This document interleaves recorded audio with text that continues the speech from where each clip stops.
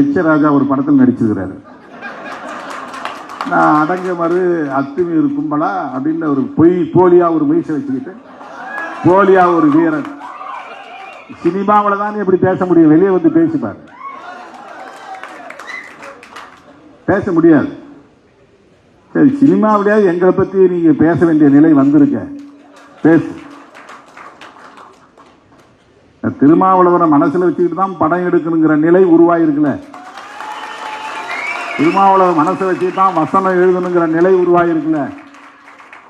திருமாவளவன் பேசின அந்த முழக்கத்துக்கு பதில் சொல்றங்கிற பேர்ல ஒரு ஆளை போட்டு வேஷம் போட்டு உட்கார வச்சு பேச வச்சிருக்கீங்களே. பேசு, இன்னும் பேசிக்கிட்டே இருங்க. திரைப்படங்கள்ல பேசிக்கிட்டே இருங்க. அடங்க மறுன்னா என்னன்னு அப்பதான் உங்களுக்கு புரியும். அது ஒரு கோட்பாடு, அது ஒரு கோட்பாட்டு முழக்கம். அது வன்முறையை தூண்டுகிற முழக்கம் அல்ல. எந்த இடத்திலும் யாரையும் நான் அடின்னு சொல்லி அந்த இடத்துல வன்முறையை தூண்டுன்னு சொன்னது கிடையாது.